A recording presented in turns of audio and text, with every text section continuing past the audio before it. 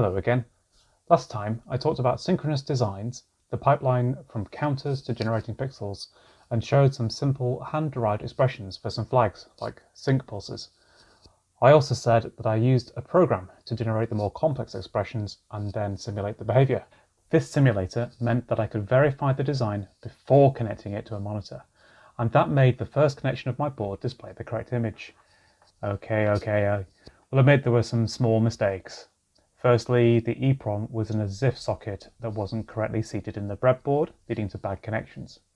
Secondly, the resistors for the DAC were switched, changing the colours. And thirdly, the image on the EEPROM had the nibbles flipped, leading to reversed pixels. But the point is, the rest of it worked. Let's start with the goal of the simulator. I want to set up a number of chips with inputs and outputs, wire those up automatically based on names, and then run it to generate a new state on each clock. I won't model any propagation delays, as I assert that these will not be a problem in my design so far. So let's look at some code. So starting from the top, for each of the chips, I create the truth tables. I am then able to optimize those and turn them into expressions that the PLD files need for programming. I can wire them all together to create a simulation, and I can run that simulation for a number of iterations and see what the results are. Let's start with the horizontal counter, as that's the simplest. So each chip will have some inputs and some outputs. The inputs in this particular case, just one, and that's the clear flag. Outputs, I have H0 to 8 inclusive, and the HE399, which is for saying when H becomes 399, so that next cycle we can go back to 0. So here I create a set of truth tables, and I create one truth table for each of the output bits. So there are 9 horizontal bits, and plus another one, so that makes 10. So there'll be 10 truth tables. The way the truth tables are computed is this integer here contains both the outputs from the previous cycle and also any input values, and it will evaluate all the combinations. So given those, I test for bit 9, which will be the HE399, and this will mean in the previous cycle HE399 was set, and that means in the next cycle we should set the value back down to 0. So you can see that I set it back to 0. I also do the same check for the additional input, which is clear. If, however, those cases aren't matched, I can take the lower 9 bits and add 1, and I wrap around. And then this additional bit is set when H will become 399, and as I mentioned last time, that means I have to check against 398. I also make sure that the clear bit isn't being set, and as you can see I'm setting bit 9, and I just all those two numbers together. Onto the vertical counter. This is kind of similar to the horizontal counter. This time we have 10 bits to count across, and we have more inputs this time. So we still have the HE399, we have the V equals 524, which has to come from a different chip because there aren't enough output bits for this, and the clear flag. And I've just defined some variables to help me identify the different bits within my expression. So same thing as before. So you can see that if we've got the clear bit set, or we have the V's 524 and it's HE399, then we reset to 0. Now what does this mean? So the clear is fairly easy to understand, but with this particular case, what we're saying is this is on the last line of the screen, but we only want to reset to 0 when we end that particular line. So it's not enough just to check for the last line. And if you remember, again, I don't want to check for 525 because that means I've actually overshot the end of the screen. The next particular case that's of interest is if we are not at the end of a line, that is, on this cycle it's not 399, that means it won't increment. And if it is HE399, then I increment, and I make sure that I wrap around all 1024. So here's the output. Starting with the horizontal counter, you can see it has produced one expression for each of the bits. You can see that as we go up the bits, you gain one term. Let's pick H6 as an example and just walk through the logic. Let's have a see that it will only set the bit when clear is not set and HE399 is not set. So that's good. As for these other ones, well, we won't set H6 unless, let's start with the first one. H6 is not set, but all the lower bits are. And this is correct. As we increment, we'll have to carry up the bits, so we only want to set H6 when the lower bits have been set. Now, this particular case is really using De Morgan's law to rearrange the ands into ors, adding knots. And this is saying keep H6 set unless all those bits again become 1, in which case we need to now clear H6. So this looks correct. Now, onto some limitations. You'll see here that my code has outputted a little warning saying that if we're using the 22v10, which we are, then this with 9 terms can only use pins 15 to 22. Quickly looking at the spec sheet for the chip, we can see a subtle detail that the maximum number of terms varies with the outputs shown on this diagram. Fortunately, the compiler is well aware of this and will give an error message if the limit is exceeded. Switching back to the output, this time for the vertical counter, you'll see that it follows the same pattern as the horizontal counter with the added complexity of the VE524. Now here we have more warnings. In particular, we have 3 pins that have a limit of where they are placed, and rather annoyingly, the last pin, the most significant bit, can only be placed in the center of the output pins. Switching over to the vcounter PLD file, you better see that I had to rearrange the output bits so the ones with the most terms were in the center where there are more terms available in the chip. Now, the V values are only used as inputs to the V flags. So that just means that we have to make sure that the inputs on the V flags has the same order. It does make debugging slightly more complex, so that's why I wired the outputs to a spare area of the breadboard so I can plug in my monitor. Back to the code then, and let's have a look at the H flags. So this is again quite similar.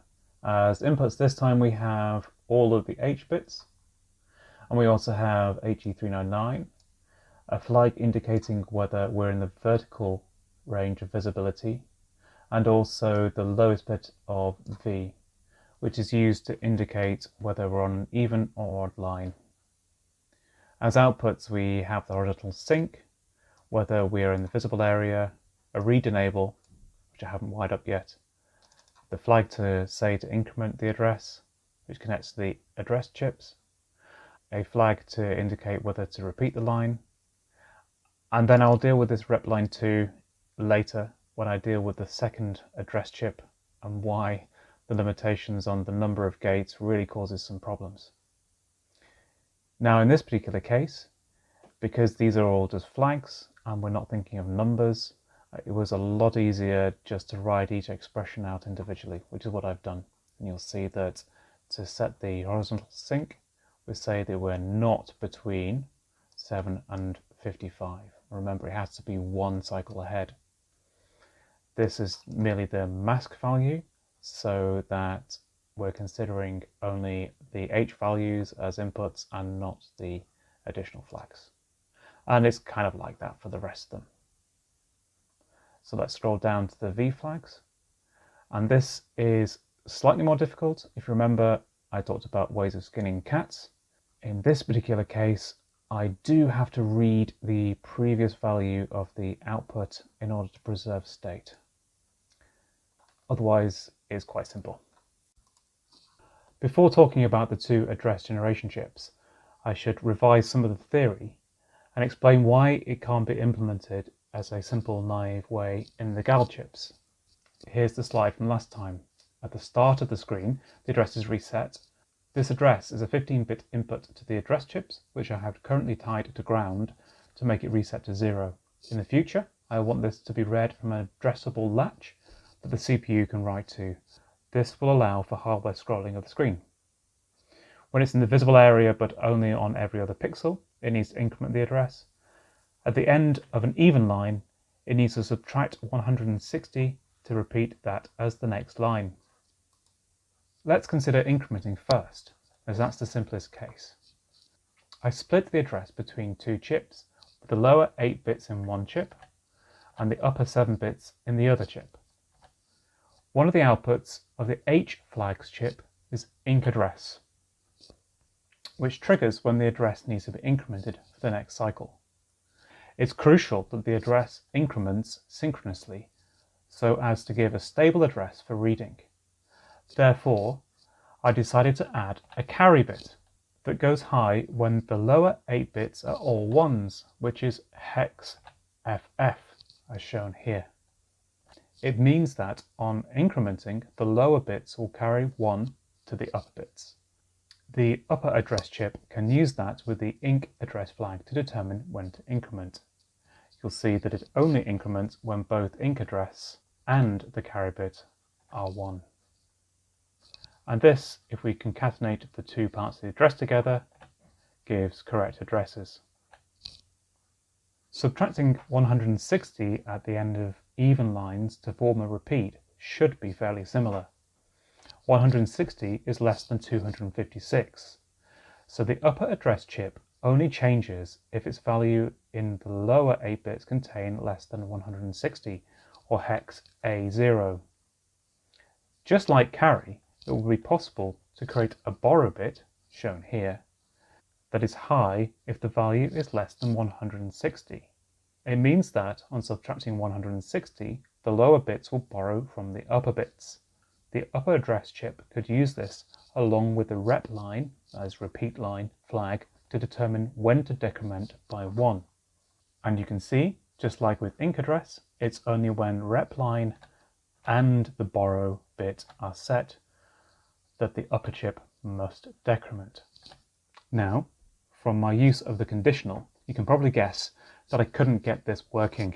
So back to the code. So I've written out here a new class with just the address chips defined in it. So after creating the chips, I can print out all the expressions just like before, and I've run a little simulation. This simulation is quite simple in that I will start with a particular address. I'll then increment it a couple of times and then get its repeat lines and subtract 160. So this is not the pattern that will be followed when the chip is running. So onto the first address chip, you can see that I have 8 input bits, AS0 to AS7. These are to provide the address to reset to. I have inc address, so when this goes high, we need to increment. Rep line, that's to subtract 160, and set address to set the address at the beginning of the frame. The outputs, I've got 8 bits. I also have the carry, so that's address carry, and address borrow. And here, just like in some of the other cases, it is better to create all the truth tables in one go. So let's first of all consider the borrow flag. If the value masked off to the lower 8 bits is less than 160, this means we would have to borrow on the next cycle if we're going to repeat line. So I set bit 9, which corresponds to the borrow. For the carry, it is the same kind of thing. If we hit 255 FF, then we need to set bit 8, which is AC. If we're going to be setting the address, then I just shift the AS bits in, including the mask. And if I repeat the line, then it's just subtracting 160, and I OR in the two carry and borrow bits. And similarly for inc address, I'm adding 1. And in all of the cases, I don't change the result. So far, so good. Let's look at address chip 1. In this chip, it is very similar. So this time I have AS8 to 14 inclusive, and my outputs are A8 to 14 inclusive. I have the same 3 inputs. I also have the carry and the borrow from the other chip. And this is pretty much the same thing, except that I only subtract when the borrow was set and its repeat line. And similarly, I only increment when the carry flag is set and I want to increment. So this looks fairly simple. The question is, what happens when I run it? Let's start with address 0, that's the lower 8 bits. This is pretty much a similar pattern to the 2 counters that we've had before. The complexity is that we can increment and we can decrement, and it's worked out this logic. The number of terms increases as we go up the bits, and we hit some warnings that we need to use specific pins. And this does cause me a problem, and I do have to reorder the outputs, but that's fine. The problem comes with address 1.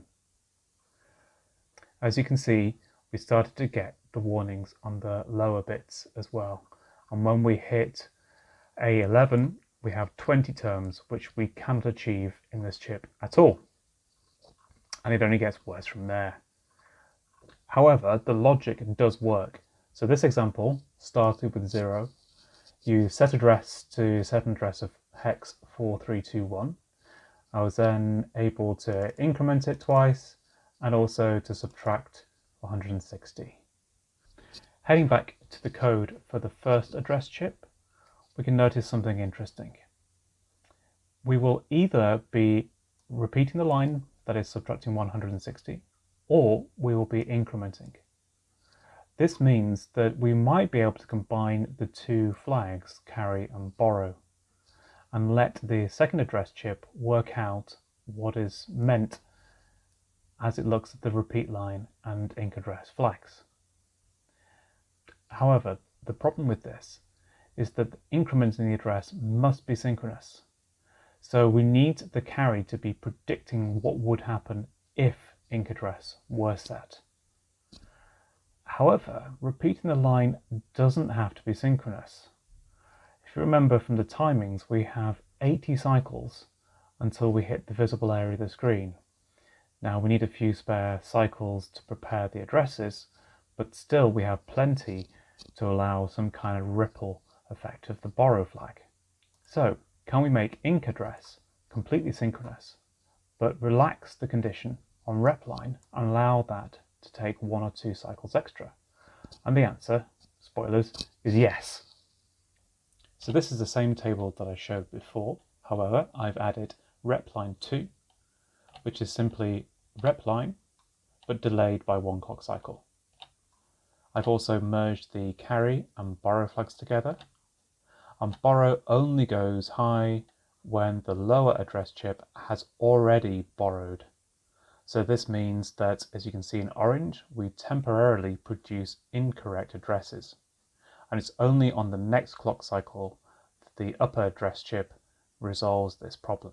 Now, this is not a problem because, as you can see from these H values, this is in the blank area of the screen. Back into the code, and this is a second version. I've merged the carry and the borrow flags into one. Let's just ignore the rep line to begin with. So whether we increment address or we leave it the same, we will set the carry flag when we hit FF. So that means if we get inc address, we will have to carry. On rep line, we set this flag if we've already borrowed from the upper chip. So it is effectively delayed. Looking at the second address chip, you can see that I've replaced repline with repline 2, so that's the one that's delayed by 1 clock cycle, and I just have the combined carry flag. Incrementing the address is absolutely the same. Now decrementing happens 1 clock cycle later. So let's look at the simulation. This is the same as it was before, starting with the address 4321, incrementing. However, for subtracting, I've now had to do an extra cycle. to first of all set rep line and then set rep line 2 to singulate it. So let's look at the output. As you can see, we start with address 0, we set it, we increment, that's all good. And then subtraction has to happen in 2 clock cycles, which is fine. Let's look at the expressions it produces for the first chip. And it all looks fine. There are 2 warnings we see for these 2 pins, so I will have to do some reordering, but that'll be okay. For the second address chip, it all looks kind of okay until we hit the last bit. So that's the highest bit, and we just cannot achieve this. It's 17 terms, and the maximum we can ever do is 16. So we need to go make some adjustments to make this possible. This is the final version of the table, and I've added 2 columns. And these indicate what would happen to the most significant bit if we were to increment the value, and what would happen if we were to decrement the value. So the inc value is used if we are going to increment the address, and the decrement value will be used if we hit rep line 2. Back to the code, you see that I created 2 new flags.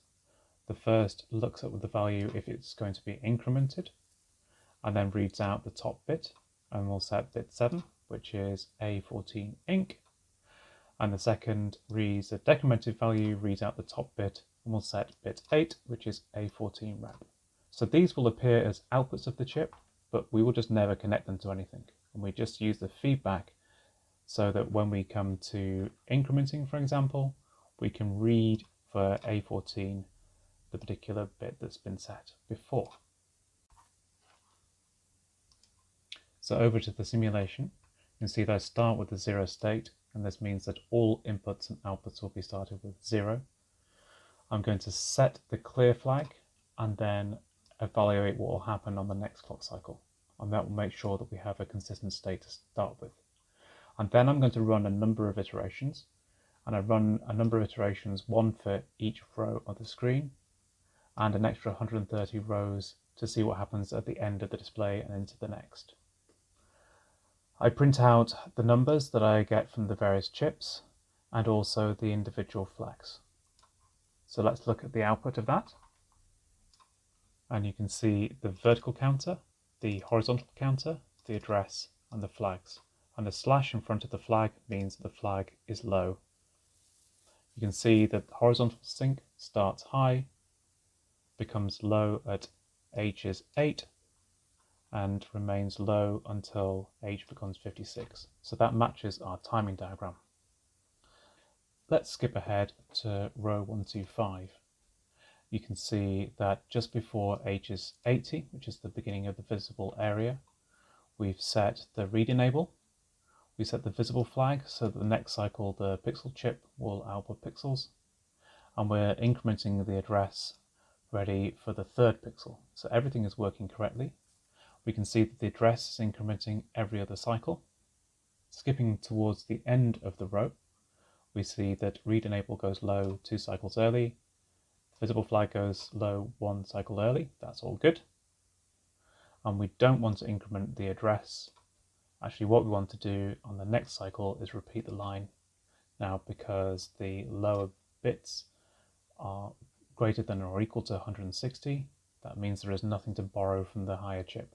So there is no glitch on the address. Skipping ahead to line 131, you can see the rep line is set, and you can see that on the next cycle we have subtracted from the least significant bits, but we have not yet subtracted from the most significant bits. Rep line 2 is now set 1 cycle later, and then we managed to update the upper bits. So there is a glitch on the address, but this doesn't matter. When I wire up the read enable, this means the RAM won't even be reading. Let's look at what happens at the end of the frame. This is line 524. You can see the address has gone to 7D00. That's 1 byte beyond the end of the frame. That's great because we won't be reading from there. And this will remain until we hit line 124 again, when we will make set address go high and we can read from the latch. Now, I made set address stay high for quite a period of time. It's fairly arbitrary. In theory, we only need to read it once, but it doesn't really matter. So this video is long enough. What I'll leave to next time is a demo of the breadboard with the chips on, and I want to connect it up to my debug board with some nice hex displays, and you'll be able to see the counters increment, and we'll be able to verify that our simulation is correct. Spoilers, it is correct. Thank you for watching. Bye bye.